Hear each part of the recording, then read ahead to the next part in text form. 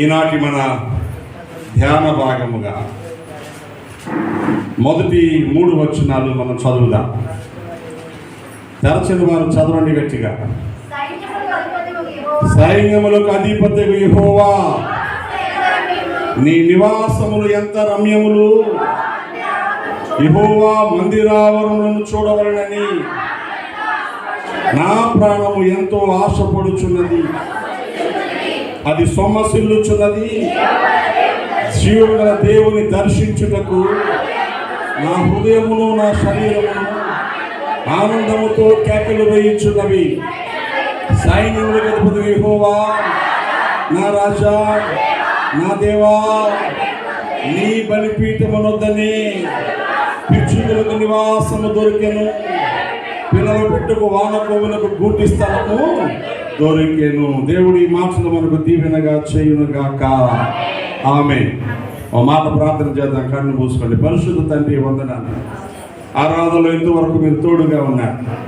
పాడుకొని స్తుతించి ఆరాధించి నిబిడిన వారి బలహీనతలు పొందిన మేళ్ళు సాక్ష్యమేగా మా ప్రభావాన్ని కనపరుస్తూ స్తుతించినప్పుడు అంగీకరించినందుకు వందనాలు చెల్లిస్తున్నాం. నీ పరిశుద్ధ వాక్యము చెందుకు వస్తున్నాం తండ్రి. మాతో మాట్లాడి మా హృదయాలకు ధైర్యం, మా బ్రతుకులకు సరళమైనటువంటి మార్గాన్ని కలుగ చేయమని, నిత్యత్వం కొరకైన ఆశ చేత నింపి నడిపించమని, బ్రతుకులు సరిచేయమని యేసు నామమున ప్రార్థిస్తున్నాను తండ్రి. ఆమేన్. మంచిది ప్రియులారా, మనము చదువుకున్న వాక్యములో కోరహు కుమారులు హృదయాంతరంగాల్లోని ఒక పెద్ద కోరిక పాట పాడుకున్నారు. కోరహు, దాతాను, ఓను, అబీరాము అనేటువంటి 4 ఇశ్రాయేలు ప్రజలు ఐగుప్తు దేశంలో నుంచి కనాను దేశానికి వస్తున్నప్పుడు అరణ్యంలో మోషేని తిరుగుబాటు చేశారు.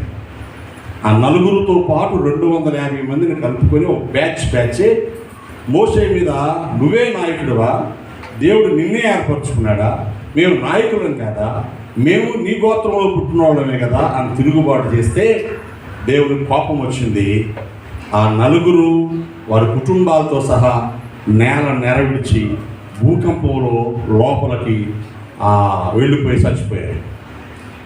అదే సమయంలో 250 మంది ధూపం వేయడానికి ధూపాత్తులు పట్టుకొని వస్తే బలిపీఠం నుంచి అగ్ని వచ్చి 250 మందిని కాల్చి చంపేసింది. అప్పుడు ఈ కోరహు కుమారులు ఉన్నారు. కోరహుకు పుట్టిన పిల్లలు వాళ్ళ నాన్న చేసినటువంటి అతిక్రమంలో వాళ్ళు పాలు పంపులు పొందలేదు. తప్పు నాన్న, తిరుగుబాటు చేయకూడదని వినలేదు. అందుకు వాళ్ళు తండ్రితో ఏకీభవించకుండా ఆ పోరాటానికి వ్యతిరేకతకు దూరంగా ఉన్నారు. అందుకని లేఖనంలో చెప్పబడింది ఏంటంటే కోరహు కుమారులు చావలేదు. ఆ కోరహు కుమారుల నుంచి వచ్చినటువంటి వారి పిల్లలే ఈ కీర్తన రాయడానికి కారణం. చాలామంది అంటారు కోరహు సంతానం చచ్చిపోయింది కదా, మరి కీర్తనలు ఎవరు రాస్తారు అని. కోరహు సంతానం చావలేదు. వారి పిల్లలు కీర్తన రాశారు. వాళ్ళకి ఏమర్థమైందంటే బలిపీఠము దగ్గర దేవుని సన్నిధిలో ఉంటే కలిగే ఆశీర్వాదం అర్థమైంది. వాళ్ళు ఎంత పెద్ద కేకేశారంటే, నీ మందిరావరణములను, నీ నివాస స్థలమును చూడవాలని. దేన్ని చూడాలని? మందిరం అంటే ఎందుకు నిర్లక్ష్యం మనకి అంటే, మనం కట్టుకుని గుడి అనుకుంటున్నాం. మనం కట్టిన గుడే కదా, మనం డబ్బులు ఇచ్చి, మనం సిమెంట్ తెచ్చి, మనం రాళ్ళు తెచ్చి కట్టిందే కదా, మన ఊరు పాస్టర్ గారే కదా, ఏం వెళ్తాం ఆయన ముఖం ఏం చూస్తాం అనుకుంటా ఉంటారు కొంతమంది. ఇక్కడ దేవుడు ఉన్నాడని మీరు నేను రావాలి. దేవుని మాట దొరుకుతుందని రావాలి. వాళ్ళకి అర్థమైంది ప్రాణం పోతే ఎలా ఉంటుందో. అందరూ చూస్తుండగా నేల నెరవిడిచి వారి ఇళ్లను, వారి వస్తువులను, వారి పశువులను, వారి బిడ్డలను ఉన్న పాటను మింగేసింది. అది దూరం చూస్తున్న వాళ్ళకి అర్థమైంది ప్రాణం కాపాడటం దేవుని చేతిలో ఉందని. అందుకు నీ సన్నిధిలోనే ఉండాలి, మేము నీ మందిరాలను చూడవాలని ప్రాణము, శరీరము, హృదయము ఆనందంతో కేకలేస్తున్నాయన్నారు. దేవునికి స్తోత్రం కాదు. హల్లెలూయా. మటన్ తెచ్చుకోవడానికి శరీరం కేకలేస్తే పరిగెట్టి వెళ్తాం. బట్టలు కొనుక్కోవడానికి శరీరం కేకలేస్తే పరిగెట్టుకు వెళ్తాం. ఫంక్షన్లో శరీరం కేకలేస్తే ఆరాధన అవగానే బండికి ఆటోలోకి వెళ్ళిపోతూ ఉంటాం. తప్పని నేను చెప్పను. దానికంటే ఎక్కువ దేవుని సన్నిధి కొరకు నీ హృదయం, శరీరం కేకలయ్యా. దేవుని స్తోత్రం కాదు. ఫస్ట్ గాడ్, మొట్టమొదటి దేవుని సన్నిధి, తర్వాతే మిగిలినవి. నువ్వు దేవుని సన్నిధి అంతే శ్రద్ధతో రాగలిగిన రోజున దేవుని ఆశీర్వాదాలు అడ్డుకోవడం వల్ల కాదు. అలా వస్తే ఏమవుతుందో గత వారం చెప్పాను నేను. అక్కడ వాక్యం దొరుకుతుంది, దైవ సన్నిధి దొరుకుతుంది, జ్ఞానం దొరుకుతుంది, భద్రత దొరుకుతుంది. పిచ్చుకలు లాంటి వానకోవులు లాంటి వారికి ఆదరణ, జీవిత స్థిరత్వం దొరుకుతుంది. దేవునికి స్తోత్రం కలుగుతారు. ఎక్కడ దొరుకుతాయో రాసుకున్నారు? నీ బలిపీఠం దగ్గరే. నేను గత వారం చెప్పాను, ఈ బలిపీఠం కోసం మరికొన్ని మాటలు మీకు చెప్తాను. ఈ బలిపీఠం అనేది క్రమబద్ధమైన ఆధ్యాత్మిక అలవాటు. దేవుని స్తోత్రం చెప్పండి. It's a valuable discipline spiritual habit. క్రమబద్ధమైన ఆధ్యాత్మికమైన అలవాటు. నాకు ఇది అలవాటండి అంటాను, చూసారా? ఇలా తిన్నాడు, అలా తినడం అలవాటండి, ఇలా కట్టుకోవడం అలవాటండి, ఇల్లు ఇలా ఉంచుకోవడం అలవాటండి అని చెప్తూ ఉంటారు. అలాగే దేవునితో సహవాసం నాకు అలవాటు అని చెప్పాలి. ఎంత అలవాటు అంటే ఈ బలిపీఠం కోసం ఆలోచన చేస్తామని ఆశ్చర్యం కలిగిస్తూ ఉంటుంది. దేవుని సన్నిధిని అనుభవించడానికి, దేవుని కోపాన్ని ఆపడానికి, దేవుని స్నేహాన్ని కోరుకోవడానికి బలిపీఠమే గొప్ప ఆధారంగా కనిపించింది. దేవునికి స్తోత్రం. మొట్టమొదటి బలిపీఠం కట్టిన వాళ్ళు ఎవరు చెప్పినా? ఎవరు? ఆదాము బలిపీఠం కట్టి దేవునికి బలు అర్పించేవాడు. అది మరి ఎలా వచ్చిందో ఆదాము గంటికి ఎవరు నేర్పడానికి లేరు కదా అక్కడ. దేవుడే నేర్పించుంటాడు. ఈ అలవాటే ఆదాము యొక్క సంతానం. వారి పేర్లేంటి? మొదటి పుట్టినిద్దరు కయీను, హేబెలు. వీళ్ళిద్దరూ కూడా దేవుని సన్నిధికి అర్పణలో పట్టుకొచ్చారు. మనం చదువుతాం. ఏం తెచ్చారు? కయీను పొలము పంటలో కొంత, అవునా? హేబెలు ఏం తెచ్చాడు? మందలో, ఎలా చెప్పాలి, మందలో తొలుచూరు పుట్టిన వాటిలో శ్రేష్టమైన వాటిని. దేవునికి స్తోత్రం చెప్పాలి. నువ్వు దేవునికి ఏమి ఇస్తున్నావు అన్నది కాదు ఇంపార్టెంట్, ఎలా ఇస్తున్నావు అన్నది ఇంపార్టెంట్. బలిపీఠం అన్నది దేవునితో సంతోషకరమైన బంధానికి రుజువు. పంటలో కొంత అంటే నీ పంటలో ఏదో పార్ట్ పట్టుకొచ్చావు. కయీను పంటలోంచి కొంత తీసి ఆలోచిస్తాడు, ఇదంతా ఇచ్చేయాలనుకుని మళ్ళా కొంచెం తీసేస్తాడు, ముందుకు వస్తాడు, వెనక్కి వెళ్తాడు, అంటే కింద మీద పడిస్తాడు. హేబెలు మందలో బలమైనవి, తొలుచూలివి, శ్రేష్టమైనవి, లోపములేవి పట్టుకొస్తాడు. పట్టుకొచ్చి బలర్పిస్తాడు. బలిపీఠం మీద బలర్పిస్తాడు. దేవుడు ఏం చేశాడు? కయీను అర్పణ లక్ష్య పెట్టలేదు, హేబెలు అర్పణ లక్ష్య పెట్టాడు. ఇది మనకు తెలుసు. అంటే వాళ్ళకి బలర్పించాలని ఎలా తెలిసింది? ఆదాము దగ్గర నుంచి. అక్కడి నుంచి సంతానాలు పెరుగుతూ ఉండగా ఈ బలి అర్పణ వచ్చింది. మొత్తాన్ని జనాలందరూ పాపంలో పడిపోయారు. భయంకర దుష్టత్వం లోకంలోకి వచ్చేసింది. దేవుడు బాధపడ్డాడు. 6వ అధ్యాయానికి ఆదికాండం వచ్చేసరికి నోవహు ఒక్కడే నీతిమంతుడిగా ఉన్నాడు. అప్పుడు జలప్రళయంతో లోకాన్ని నాశనం చేసేస్తాను దేవుడు చెప్పి నోవహును, అతని 3 కొడుకులు, 3 కోడలు, భార్యను మాత్రమే వాడ కట్టుకొని వాడలో వారిని ఉండేలా చేసి రక్షించాడు. దేవునికి స్తోత్రం. నేను ఊరికే సింపుల్గా చెప్పేస్తున్నాను. జలప్రళయం వచ్చింది. దాదాపు సంవత్సరం నీళ్లు భూమి మీద ఉన్నాయి. లోకంలో ఉన్న మనుషులందరూ చచ్చిపోయారు. సకల జీవరాశులు చచ్చిపోయాయి. నోవహు మాత్రమే అతని కుటుంబం 7గురితో కలిసి ఆ వాడలో ఉన్నాడు. వాడలో తీసుకొచ్చినటువంటి పవిత్రమైన పశువులు, పక్షులు, మిగిలిన జీవరాశులు సంతానోత్పత్తి భూమి మీద ఉండడం కోసం జతలుగా వాడలోకి చేరాయి. అవన్నీ సంవత్సరం దాకా వాడలోంచి బయటకు వచ్చాయి. అప్పుడు నోవహు ఏం చేశారు తెలుసా? లోకమంతా చూడగానే వాళ్ళు తప్ప ఇంకెవ్వరూ లేదు. నిర్మానుష్యం అయిపోయింది. ఎక్కడ చూసినా భయం వచ్చేసింది. అయ్యో దేవా, ఇంత భయంకరమైన కోపంతో ఈ ప్రజలందరూ నాశనం అయిపోయే జలప్రళయాన్ని తీసుకొచ్చాం. కొండలు మునిగిపోయినంత నీళ్ళు వచ్చేసాయి. మేము మాత్రమే బ్రతికాం. నీ కోపం మా మీద ఇంకెప్పుడు రానీకని ఏం చేశాడంటే ఒక బలిపీఠాన్ని కట్టాడు. దేవునికి స్తోత్రం. ఆ బలిపీఠాన్ని కట్టి అందు మీద ఈ పవిత్ర పశువుల్లోంచి, పక్షుల్లో నుంచి తీసి, పవిత్ర పశువులు, పక్షులు అంటే పక్షులు పావురాలు, గువ్వలు, అవే పవిత్రమైనవి. పశువులంటే ఆవు జాతికి చెందినవి, గొర్రె జాతికి చెందినవి, మేక జాతికి చెందినవి పవిత్ర పశువులు. వాటిలోంచి కొన్ని తీసి బలిపీఠం మీద బలర్పిస్తే అక్కడ రాయబడింది.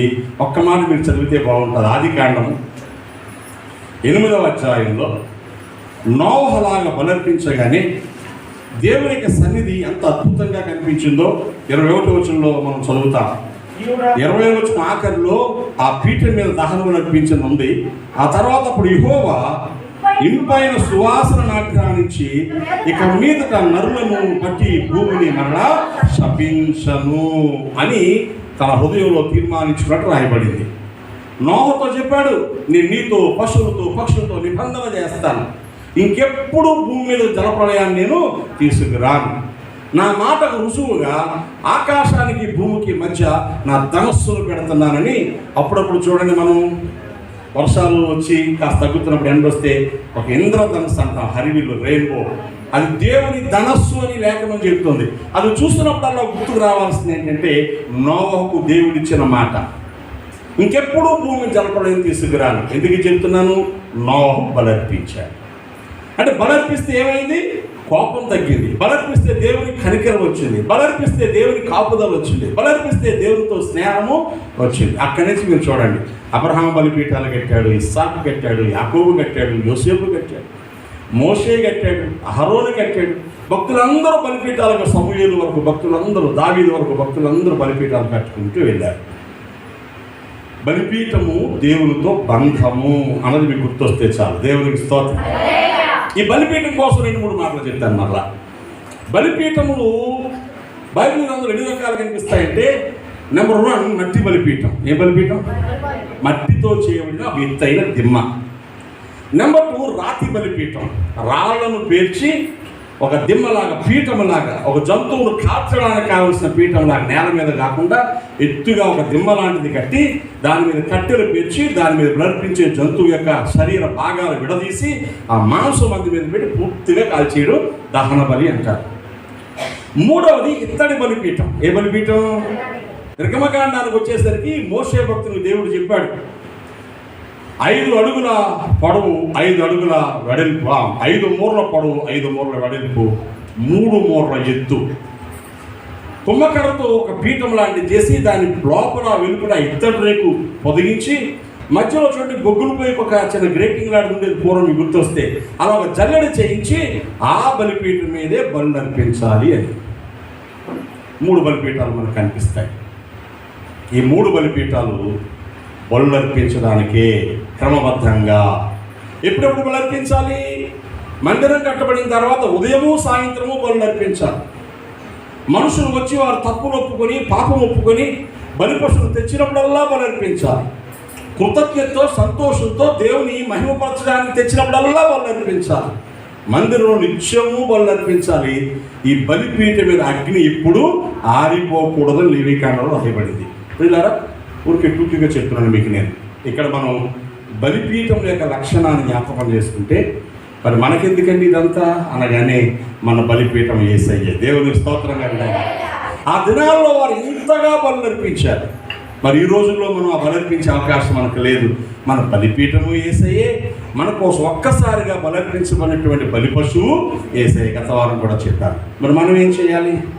ఈ బలిపీఠం మీద అగ్ని ఎప్పుడు ఆరిపోకుండా చూసుకోవాలి. దేవునికి స్తోత్రం. హల్లెలూయా. బలిపీఠం దగ్గరికి ఎందుకు రావాలి? గత వారం 3 మాటలు చెప్పాను, గుర్తున్నాయా? ఒప్పుకోవడానికి, చెప్పుకోవడానికి, ఇంకోటి ఏంటి?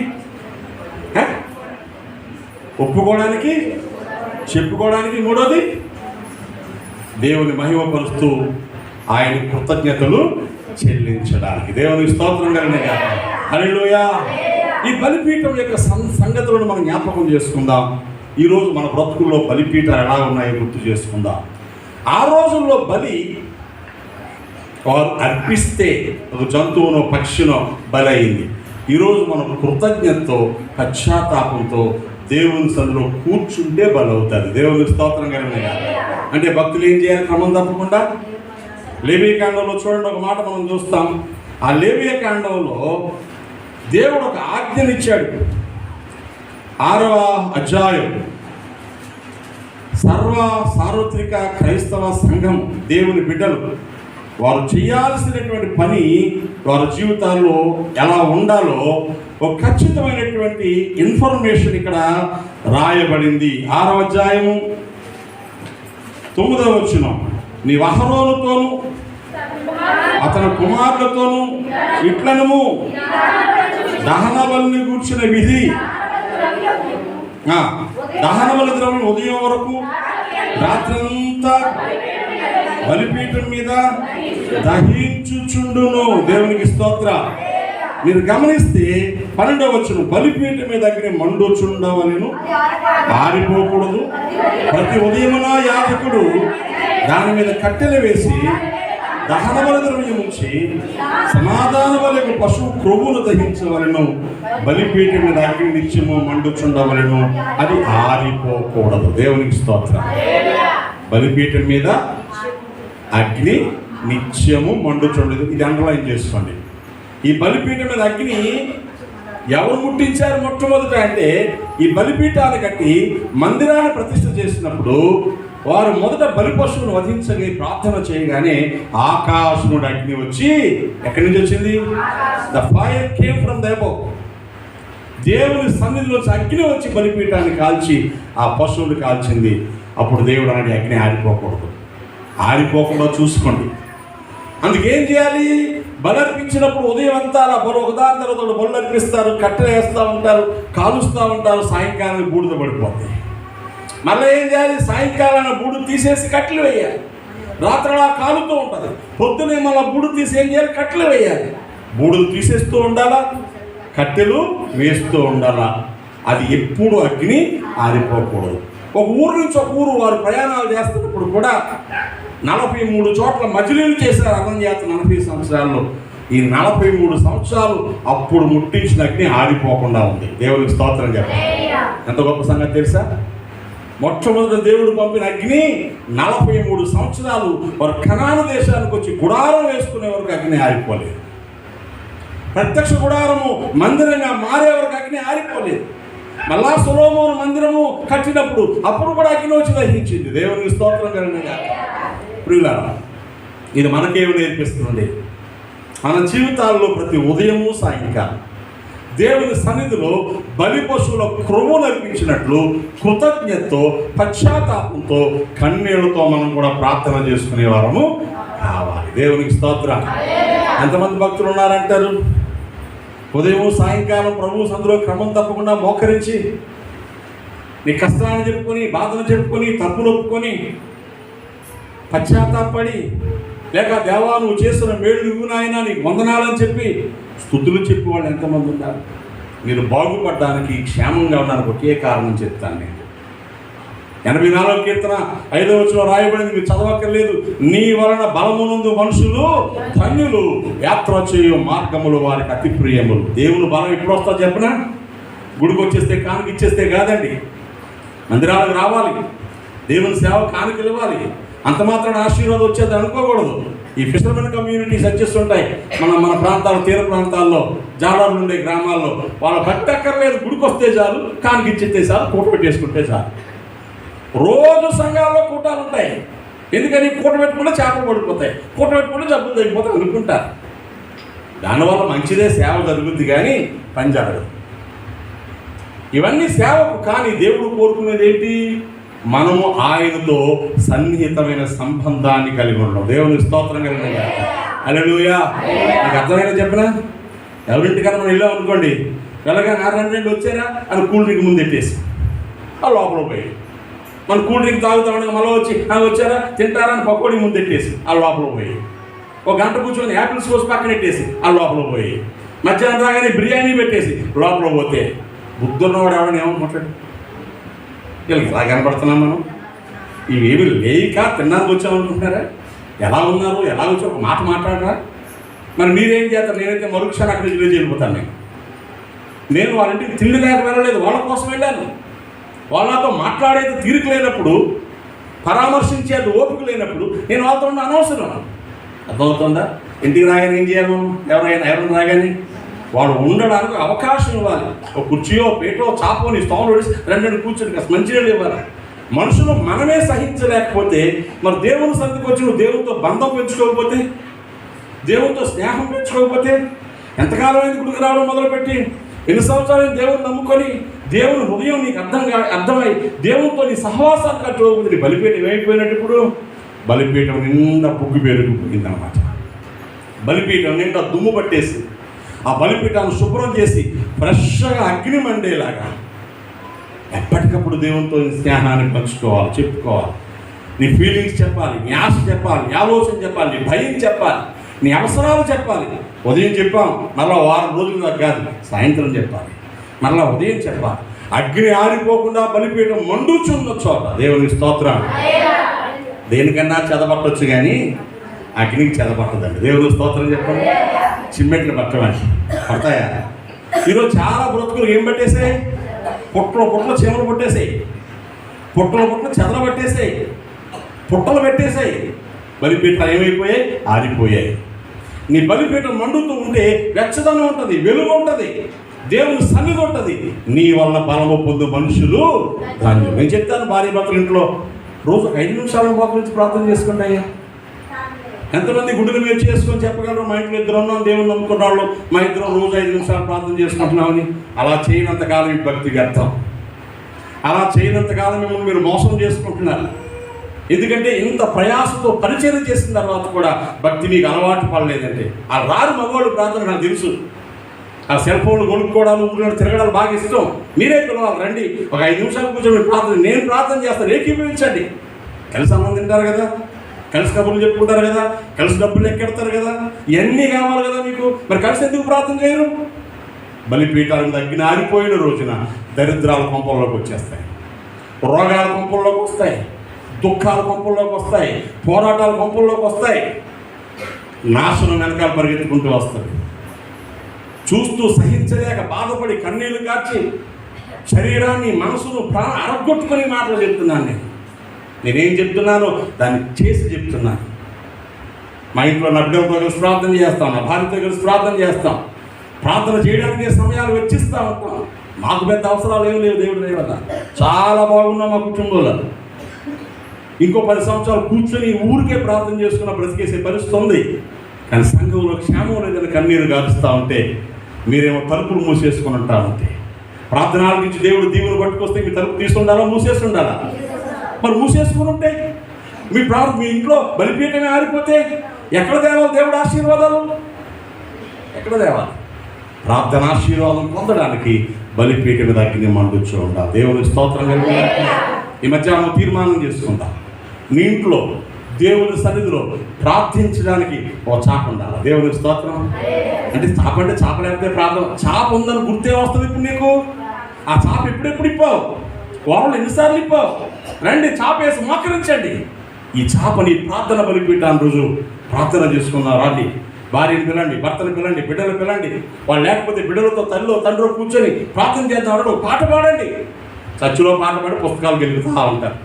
నాకు ఎంత కోపం వచ్చేస్తా ఉంటా చెప్పిన. శనివారం ఆలోచించాలి, రేపు నేను పాట పాడాలి వస్తే చర్చిలో ఏం పాట, ఎవరితో పాడాలి, పాడితే దేవుని సంతోషం కలిగేలా పాడాలి అనుకొని మనసులో సిద్ధపరచుకొని రావాలి. పూజకు ద్రవ్యాలు సిద్ధపరచుకున్నట్టుగా ప్రార్థన సిద్ధపరచుకొని, పాట సిద్ధపరచుకొని, కానుక సిద్ధపరచుకొని, మనం ఏం చెప్పాలో దేవుని సిద్ధపరచుకొని. ఇది అర్థం కాలేదు సంఘాలకు ఈరోజు, అర్థం కాలేదు. ఆరాధన మొదలైన గంట తర్వాత కూడా పలుదోమే బ్యాచ్ ఉంటుంది. అక్కడక్కడ ఆరాధనలో పాటలు అయిపోయి దీవనాలు సర్దుకొని గుడికొచ్చే బ్యాచ్ ఉంటుంది. దీవుని ఎలా పొందుదాం అనుకుంటున్నారు మీరు? ఎలా ఆశీర్వాదం రావాలి వస్తుంది అనుకుంటున్నారు మీరు? దేవుడు ఎంత చిన్నోడు అనుకుంటున్నారేమో మీరు. దేవుడు అమాయకుడు కాదని చూస్తాడు, అన్నీ చూస్తాడు. కానీ దేవుని పట్ల నీ ఆశను బట్టి ఆశీర్వాదం ఉంటుంది.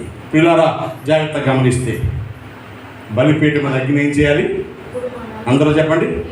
నిత్యము మండుచుండవలెను, అది ఆరిపోకూడదు. అందరూ చెప్పండి.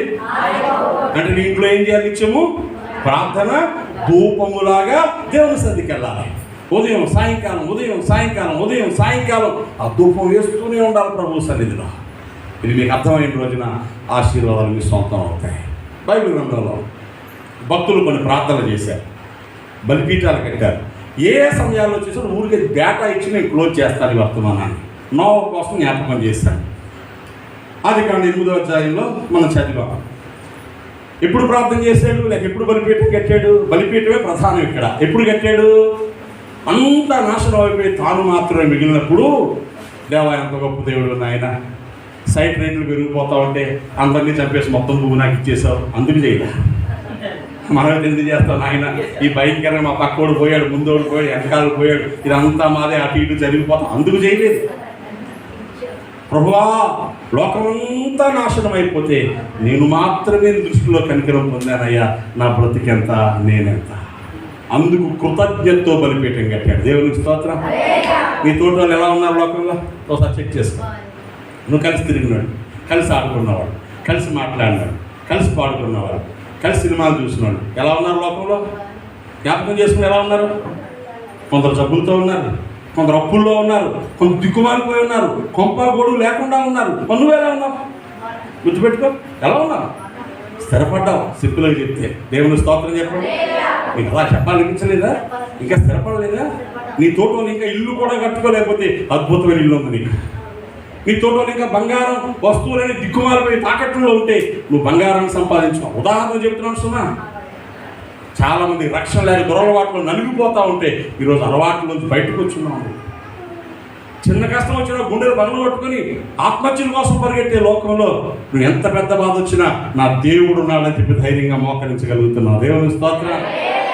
ఏమనిపించాలి మీకు? దేవా, ఎందుకు నన్ను ఇంతగా ప్రేమించావు? ఇంతగా నన్ను ప్రేమించుటకు ఎంతగా, ఎంత ప్రేమించావు, ఎంత ప్రేమించావు నాయన. నా తోట వాళ్ళందరూ ఎలా రాలిపోతున్నారని, కుడి పక్క 1000 మంది పడినా, ఎడం పక్క 10,000 మందికి ఉన్న ఏ అపాయం నీ దగ్గరకి. దేవుని స్తోత్రం చెప్పాలి. నేను గుర్తు చేసుకుంటాను ప్రతిరోజు. నేను 10 ఏళ్ల క్రితం నాతో పాటు ఆయా సమయాల్లో స్ట్రోక్ వచ్చినాడు, గుండెపోట్లు వచ్చినాడు. ఎవరు బ్రతికలేరండి, ఎవరు బ్రతికలేరు, చచ్చిపోయారు. కరోనా వచ్చింది నాకు. కరోనా వచ్చిన వాళ్ళు ఆ టైంలో ఎవరు బ్రతికలేరు. అదే వారంలో 250 మంది పాస్టర్ గారు చచ్చిపోయారు విశాఖపట్నంలో కరోనాలో. ఎప్పుడు వచ్చింది కరోనా తెలుసా నాకు? మన డేవిడ్ గారు అన్నయ్య రాజుబాబు కొడుకు పెళ్ళి 8వ తారీఖు. అక్కడ వాకింగ్ చెప్తున్నారు స్టీల్ ప్లాంట్ చర్చిలో. ఇక్కడ సమాధానం చచ్చిపోయిందని ఫోన్ వచ్చింది. ఉన్న పాటను వాకింగ్ చెప్పేసి నాన్న వెళ్ళిపోతాను, పెళ్ళికి కూడా ఉండకుండా వచ్చేసాను. అప్పుడు నాకు సొంత కారు లేదు, పట్టుకెళ్ళి కారు ముందు ఎవరినో తీసుకెళ్ళింది. ఆ రోజు ఆ కారులో కూర్చున్న కారణం చేత నాకు కరోనా వచ్చేసింది. సమాధానం చేస్తే భయంకర జ్వరం. నాకు ఇంటికి వెళ్ళి చూసుకున్నాను, నాకు స్మెల్ రాలేదు, టేస్ట్ పోతుంది. దూరంగా ఉండమంటే ఇంట్లో చిన్నది ప్రైజీ ముందు కూతురు 6 నెలల పిల్ల, అది నా మీదే ఇంకా ఆడుతూ ఉంటుంది. నా పక్కనే పడుకోవడం అలవాటు చేస్తుంది. ఎందుకంటే కూతురు పెద్ద ఆపరేషన్ అయిపోయి చావు బ్రతుకులోంచి బయటకు వచ్చింది. పాస్టర్ గారికి ఆస్మా, ఆవిడ కరోనా వచ్చేసింది. ప్రార్థన చేశాం, ప్రభువా మమ్మల్ని కనికరించు, ఈ పరిస్థితులను బ్రతికించు ఆయన నిశ్చితం అయితే అని. అమ్మగారు 7 రోజులు స్పృహ లేకుండా ఉండిపోయారు. మాట లేదు, పలుకు లేదు. పిల్లలు మా గదిలో రానవ్వలేదు. వాళ్ళు ఏదో చేసి పెడుతున్నారు, తినలేకపోతున్నాను. డాక్టర్ గారు ఫోన్ చేశాను, సార్ నా పరిస్థితి, నా కరోనా ఎఫెక్ట్ అయ్యాను నేను. మా డాక్టర్ గారు అన్నారు, పాస్ గారు నాకు కరోనా వచ్చింది. దేవుని స్తోత్రం చెప్పండి. ఎవరికి వచ్చింది? నాకు గుండె పరీక్ష చేసే డాక్టర్ గారు హేమంత్ కుమార్ బెహ్రా నేను కూడా కోవిడ్ క్వారంటైన్లో ఉన్నాను అన్నాడు. ఎవరో చెప్పుకోరు. ఇప్పుడు నేను డాక్టరే కరోనా వస్తే నా కథ ఏంటి? మీరు ఎక్కడ ఆసుపత్రికి వెళ్ళకండి పాస్టర్ గారు, యువర్ గాడ్ ఈజ్ గ్రేట్. మీరు భక్తుడు, ప్రార్థన చేసే అవకాశం ఉంది. ఎలాగ చచ్చిపోతాం? ఆయన మంచి మాట చెప్పాడు, ప్రార్థన చేసుకోండి, దేవుడు బ్రతికించే అవకాశం. ఆసుపత్రికి వెళ్తే చచ్చిపోతారని చెప్పాడు. ప్రార్థన చేశాను ప్రియులారా. 18 రోజుల తర్వాత నేను కోలుకున్నాను.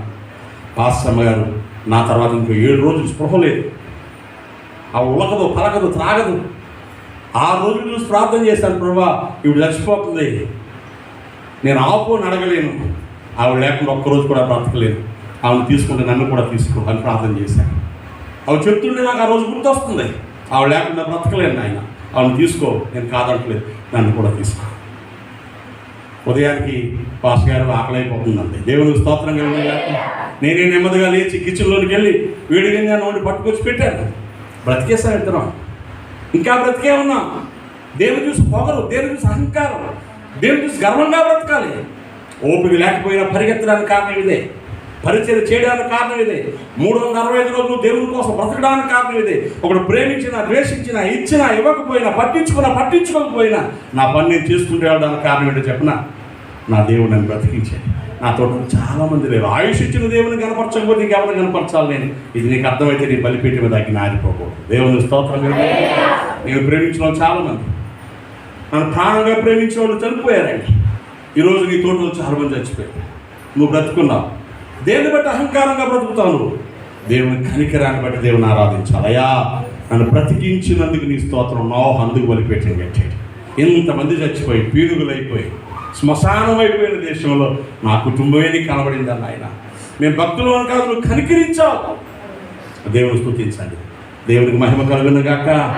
గుర్తు చేసుకోండి, ఆసుపత్రిలో తిరిగిన రోజులు, గుండెలు పగిలేలా ఏడ్చిన రోజులు, ఆసుపత్రిలో మనోళ్ళు ఉంటే బయట అక్కడక్కడ పడుకున్న రోజులు, తిండి లేక ఏడ్చిన రోజులు, పలకరిస్తే బాగుండి ఏడ్చిన రోజులు, చిన్న బిడ్డలు ఆసుపత్రిలో పెట్టుకొని, భార్యను ఆసుపత్రిలో పెట్టుకొని, భర్తను హాస్పిటల్లో పెట్టుకొని, డాక్టర్లు ఏమి చెప్పకపోతా ఉంటే ఏమవుతుంది నీకు కంగారు పడుకున్న రోజులు మీకు ఏం గుర్తులేదా? మరి ఎందుకు అహంకారం నాకు అర్థం కాదు. ఎందుకు ప్రార్థన మీద నిర్లక్ష్యం, ఎందుకు దేవుని సన్నిధిలో ఉండలేకపోతున్నాం?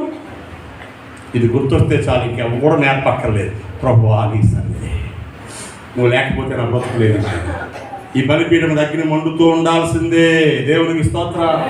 నీకు ఒక్కరోజు దూరంగా ఉన్నా చచ్చిపోయినట్టే. నేను ఎవరి ఇంట్లో వాళ్ళ బలిపీఠం మండుతుంది అనుకోండి, ఆ ఊరంతా దీవెనగా నిండిపోతుంది. దేవునికి స్తోత్రం కలుగును. హల్లెలూయా. చిన్నప్పుడు ప్రతి ఇంట్లోనూ సాంబ్రాణి ధూపం వేసేవారు, ప్రతి ఇంట్లోనూ గుగ్గులో ధూపం వేస్తారు. ఎందుకంటారు? అప్పుడు కరెంట్లు లేవు, వీధి కాలువలు లేవు, ఎక్కడి నుంచి విపరీతం దోమలు, జబ్బులు, జ్వరాలు, పురటాలు ఇళ్లలో ఉంటే చిన్నపిల్లలు చచ్చిపోయేవారు, పురటాలు చచ్చిపోయేవారు. బ్రతికించింది ఏంటో చెప్పనా? ఆ చెమ్మగా ఉన్నటువంటి తాటాకుల కొంపల్లో ఊపిరితిత్తులు పాడవకుండా బ్రతికించింది ఆ ధూపమే.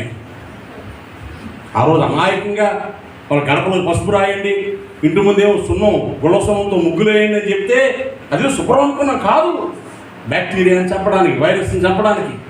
ఈరోజు నాగరికత పెరుగు కొన్ని దీనికోసం శుభ్రాలు మనకు తెలుసు. బ్రతుకు శుభ్రాల బ్రతుకుని దేవుని సన్నిధిలో చేసిన ప్రార్థన ధూపమే కాపాడుతుంది. దేవుని స్తోత్రం. బ్రతుకుని ప్రార్థన ధూపం కాపాడుతుంది, బలిపీఠం కాపాడుతుంది. బలిపీఠం ఉన్న చోట దేవునికి స్తోత్రం చెప్పండి, నీ వెలుగు సత్యము కనబడతాయి. హల్లెలూయా. నోహు ప్రార్థన చేశాడు. అబ్రహాము జీవితంలో దేవుడు పిలిస్తే అబ్రహాము దేవుని వెనకాల నడుస్తూ ఎక్కడ ఆగితే అక్కడ బలిపీఠం కట్టాడండి. ఎక్కడ ఆగితే అక్కడ. ఆదికాండం చూడండి, నేను గబాబు 5-10 నిమిషాలు. ఆదికాండం 12వ అధ్యాయంలో 6-7 వచనాలు. అబ్రహాము బయలుదేరి హారాన్ అనే ఊరు నుంచి, మొదట ఊరు అనే ఊరు నుంచి హారానికి వచ్చాడు. హారాన్ నుంచి బయలుదేరి షెకెము దగ్గరకు వచ్చాడు. దేవుడు పిలిస్తే వచ్చేసి ఆ షెకెము దగ్గర మోరేలో సింధూర వృక్షం దగ్గరికి వచ్చాడు. అక్కడ దేవుడు అబ్రహాముకు ప్రత్యక్షమై 7వ వచనం, నీ సంతానములకు ఈ దేశం ఇచ్చిదని చెప్పగా అతడు తనకు ప్రత్యక్షమైన యెహోవాకు, గట్టిగా స్తోత్రం చెప్పండి. ఓ ఊరు వచ్చాక అబ్రహాం ఈ దేశాన్ని నీ సంతానానికి ఇస్తానయ్యా అని చెప్పగానే దేవుని స్తోత్రం చెప్తారు. ఈ దేశాన్ని నీ సంతానానికి ఇస్తానని చెప్తే అబ్రహాం ఏం చేశాడు? అలాగా నాయన ఎక్కడ రాయిపోతామంటావు? ఎక్కడ రాయిపోతాం నాయన? ఎక్కడ రాయిపోతాం? ఈ సైట్ నీదే, ఇల్లు నీదే అని దేవుడు చెప్తే అక్కడ ఏం చేయాలి? మొట్టమొదట ఏం చేయాలా? అబ్రహాము బలిపీఠం కట్టాడు. ఫస్ట్ అక్కడ ప్రార్థన చేశాడయ్యా, ఈ దేశాన్ని నాకు ఇస్తానంటున్నావు తండ్రి, ఇక్కడ బలిపీఠం కడుతున్నాను బాబు, నువ్వు ఉండు. దేవునికి స్తోత్రం కలుగును. హల్లెలూయా. మన ఇంట్లో ఏముండాలా? దేవుని సన్నిధి ఉండాలా. లోకస్తులు చూడండి, గృహప్రవేశం చేస్తే ఏం చేస్తారు? ఓ ముహూర్తం ఉంటుంది. ఆ ముహూర్తానికి ఆవులు తీసుకొస్తారు, దూడం తీసుకొస్తారు, పంతులు గారిని తీసుకొస్తారు, మంత్రోచ్చారణ చేస్తారు, ఏ బట్టలు కట్టుకోమంటే ఆ బట్టలు కట్టుకుంటారు, ఎక్కడ కూర్చోమంటే అక్కడ కూర్చో. ఎందుకని? ఆ ఇంట్లో సిరి సంపదలు, సుఖశాంతులు, ఆరోగ్యం ఉండాలని అంత చేస్తున్నారు. మనం ఏమనుకుంటున్నాం? తీరా అక్కడ కొబ్బరి నూనె తెచ్చామంటే అప్పుడు పరిగెడతారు కొట్టుకి. ఎప్పుడు ఇంత నిర్లక్ష్యం. మరి ఏమనుకుంటారో తెలియదు. నువ్వేం చేసినా నీ ఇంట బలిపీఠం ఉండాలా, నీ కార్యాలలో బలిపీఠం ఉండాలా, నువ్వు విందు చేస్తే బలిపీఠం ఉండాలా, ఫంక్షన్ చేస్తే బలిపీఠం ఉండాలా. అంటే దేనికైనా ముందు ఏం చేయాలి? బలిపీఠమే, ప్రార్థనే. దేవుని సంఘంలో భక్తులతో కలిసి ప్రార్థించి దేవునితో చెప్పుకోవాలి. దేవుని స్తోత్రం కలుగును. హల్లెలూయా. నా మాటలో కొంచెం మీకు నొప్పి కలిగించవచ్చు, కానీ కొయ్యకుండా ఆపరేషన్ అవ్వదండి. దేవుని స్తోత్రం కలుగును. అవుతుందా? కొంతమంది ఏమంటారండి, అయ్యగారు కోత వద్దండి డాక్టర్ గారు, ఆపరేషన్ కోత లేకుండా చేస్తాడు. అస్సలు కోత లేకుండా చేస్తాడండి. 2-3 కన్నాలన్నా పెడతాడా? కుట్లు లేకుండా కన్నాలు పెట్టినందుకు 10,000-40,000 తీసుకుంటాడు. కరెంట్ ఆపరేషన్, ఏ ఆపరేషన్? ఏ దానికైనా డబ్బులే. డబ్బులన్నా ఖర్చేవాలి, నొప్పి అన్నా ఖర్చేవాలి. నీ జీవితంలో మేలు జరగడానికి కొంత ఇన్వెస్ట్మెంట్, నీ కన్నీళ్ళు, నీ మోకాళ్ళు, నీ నడుము, నీ సమయం. అబ్రహాము బలిపీఠం కట్టాడు. దేవుని స్తోత్రం కలుగును గాక. బలిపీఠం కట్టిన తర్వాత గుడారం వేసుకున్నాడు. ఎక్కడ వెళ్తే అక్కడ బలిపీఠం కట్టాడు. ఈ 12వ అధ్యాయంలో 7వ వచనంలో బలిపీఠం కట్టాడు, 8వ వచనంలో బలిపీఠం కట్టినట్టు ఉంటుంది, 13వ అధ్యాయం 18వ వచనంలో బలిపీఠం కట్టినట్టు ఉంటుంది. ఎక్కడికి అక్కడ బలిపీఠం కట్టాడు. స్థిరపరచబడ్డానికి బలిపీఠం, కృతజ్ఞత చెప్పడానికి బలిపీఠం నోవహు కట్టాడు. స్థిరపరచబడ్డానికి బలిపీఠం ఎవరు కట్టారు? అబ్రహాము కట్టారు. దేవుని స్తోత్రం కలిగిన. అబ్రహాం తర్వాత ఇస్సాకు కాలంలో భయంకర కరువు వచ్చేసింది, తిండి లేకపోయింది, శత్రువులు ఎక్కువైపోయారు. ఫిలిస్తీన్లు వచ్చి అబ్రహాముతో ఉన్న బావులన్నీ పూర్తి చేశారు. కానీ ఇస్సాకు కూడా దేవుని సన్నిధిలో బలిపీఠాలు కట్టడం మానలేదు. దేవునికి స్తోత్రం. ఆదికాండం 26వ అధ్యాయానికి రండి. ఆదికాండం 26వ అధ్యాయం, ఆదికాండము 26వ అధ్యాయం 25వ వచనం చూద్దాం. అక్కడ అతడు ఒక బలిపీఠమును కట్టించి యెహోవా నామమున ప్రార్థన చేసి, దేవునికి స్తోత్రం చెప్పండి, హల్లెలూయా. ఇది ఏ సందర్భం? ఊరికి 2 మాటలు చెప్తాను. ఇస్సాకు అబ్రహాము నుంచి బయటకు వచ్చి గెరార్ అనే ఊర్లోకి వెళ్ళి నివసించాడు.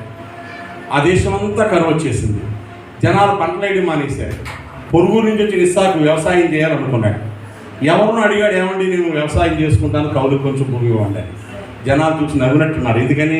కరువు వచ్చి అందరూ విత్తనం వేయడం మానేస్తే నువ్వేట్రా బాబు కౌలుకు భూమి అడుగుతున్నావు అనుకుని. కొంతమందికి ఎలా ఉంటుంది చెప్పినా, మనం నాశనం అయిపోతే పోయి ఆడు కూడా అయిపోవాలని కోరుకుంటారు. ఎంకరేజ్ చేశారు, అలా ఇచ్చి వ్యవసాయం చెప్పు, విత్తాం, పెద్ద డబ్బులు ఇవ్వద్దు. ఇస్సాకు ఏం చేశారు తెలుసా? ఆ కరువులో 26వ వచనం, ఇస్సాకు దేశం ఉన్నవాడై విత్తనము వేసి ఆ సంవత్సరము 100 ఫలము పొందెను, యెహోవా అతన్ని ఆశీర్వదించాను. దేవుని స్తోత్రం. వర్షమే లేనప్పుడు ప్రజలందరూ పంట వేయడం మానేసినప్పుడు ఇస్సాకు విత్తనం వేసి 100 ఫలం పొందాడు. దేవుని స్తోత్రం. అభివృద్ధి పొందాడు క్రమక్రమంగా. ఇదంతా చూసేవాడు ఏమనుకున్నారంటే, పొరుగురు నుంచి వచ్చి మనడు ఇక్కడ వ్యవసాయం చేసి మనకంటే ఎక్కువ ఆస్తులు సంపాదించేశాడు నాయన, ఈ సంగతి ఏంటో చూద్దామని వాళ్ళ నాన్న కాలంలో తవ్విన బావులు ఉంటే ఆ నూతులన్నీ మన్ను పోసి పూర్తి చేశారు. 15వ వచనంలో 15వ వచనం ఏం చేశారు వాళ్ళు? అసూయ చేత మన్ను వేసి బావులన్నీ పూర్తి చేస్తే ఇస్సాకు మరలా ఏం చేశాడు తెలుసా? 18వ వచనం, అప్పుడు తన తండ్రి అయిన అబ్రహాము దినములలో తవ్విన నీళ్ల బావులు తిరిగి త్రవ్వించాడు. దేవునికి స్తోత్రం. ఏం చేశాడు? మా నాన్న తవ్విన బావులు, మా నాన్న వ్యవసాయం, మా నాన్న పశువులు, మా నాన్న కుటుంబం బాగుండాలని కారణమయ్యాయి. మా నాన్న ప్రార్థన చేసి బావులు తవ్వాడు, మా నాన్న ప్రార్థన చేసి తన జీవితాన్ని కొనసాగించాడు. ఈరోజు అందరూ పూర్తి చేశారని ఆయన పూర్తి చేసిన బావులు మళ్ళా తవ్వుతున్నాను, తవ్వితే మళ్ళా నీళ్లు పడ్డాయి. దేవుని స్తోత్రం కలిగిన. ఇప్పుడు కరువులో వ్యవసాయం అయింది, తవ్విన బావులంటిలోకి నీళ్లు వచ్చేసాయి. ఆ ఊరోళ్ళు వచ్చి అబీమెలెకు అనేటువంటి ఆ దేశపు రాజు, నువ్వు మాకంటే బలం గలవాడు కాబట్టి మా దగ్గర నుంచి పొమ్మని బతుకులాడుకుంటున్నాడు. అప్పుడు ఇవన్నీ చూశాక, ఏమి చూశాక? స్థిరపడడం చూశాక, వ్యవసాయం ఫలించడం చూశాక, బావులు తిరిగి తవ్వడం చూశాక, దేవుని కార్యాలు చూసి బలిపీఠం కట్టించాడు. దేవుని స్తోత్రం కలిగిన. మనం ఏం చేయాలి? నీ జీవితంలో జరుగుతున్న కార్యాలు, ఆశీర్వాదాలు, మేలులు, ఉపకారాలు చూసినప్పుడు నువ్వు బలిపీఠమును కట్టి దేవునికి స్తోత్రాలు చెల్లించాలి. అంటే సమయాన్ని దేవునితో గడపాలి, సంఘంతో గడపాలి, సహవాసంతో గడపాలి. నోవహు ఏమో కృతజ్ఞతతో బ్రతికించినందుకు, అబ్రహాము జీవితంలో స్థిరపడడానికి, ఇస్సాకు ఏమో పొందిన మేలులకు తగ్గట్టు బలిపీఠాన్ని కట్టాడు. దేవునికి స్తోత్రం. అలా చెప్పుకుంటూ పోతే ఈరోజు అంతా మాట్లాడవచ్చు. వీరి నుంచి ఏమి నేర్చుకోవాలి? మనం ఏమి నేర్చుకోవాలి? ఏమి నేర్చుకోవాలి? అడుగడుగున దేవునితో స్నేహము కోసం బలిపీఠ అనుభవం కావాలి. గట్టిగా స్తోత్రం. హల్లెలూయా, హల్లెలూయా. సమయాలు అనుకూలపరుచుకోవాలి. వారంలో ఒక పూట భోజనం మాని అవసరమైతే, దేవా ఈ వారం అంతా నాకు మేలు చేసినందుకు ఇదిగో నాయన ఈ పూట నేను అన్నం తిన్నయ్యా, నీ సన్నిధిలో ప్రార్థన చేస్తాను తండ్రి. నా భార్య పట్ల, నా భర్త పట్ల, నా బిడ్డల పట్ల, నా పశువుల పట్ల, నా కుటుంబం పట్ల ఎన్ని ఉపకారాలు చేసావు తండ్రి. బలిపీఠం అంటే ఏంటి? అక్కడ క్రొవ్వు కాల్చబడాలి, పశువు అర్పించబడాలి, అంటే కొంత కరగాలి. మరి మనం ఏం చేయాలి? ఎక్కడా కష్టం రాకూడదు. మనకి శరీరం కొంచెం నలగాలి, శరీరం కొంచెం పుష్టి తగ్గాలి, నీ పరస బరువు కొంచెం తగ్గాలి. దేవుని స్తోత్రం చెప్పండి. హల్లెలూయా. నువ్వు మానేసిన భోజనం పేదలకు పెట్టాలి. ప్రభు బలలో పేదల కోసం కానుక పడతా ఉంటాం. ఒక్క పూట భోజనం అయినా కానుక అయి ఉండాలి. అది ఎవరు పంపిస్తాం? పేదలకి. అంటే నువ్వు ఒక్క పూట భోజనం ఖరీదు ఎంత అనుకుంటావు అంతే ఇస్తారు దేవుణ్ణి.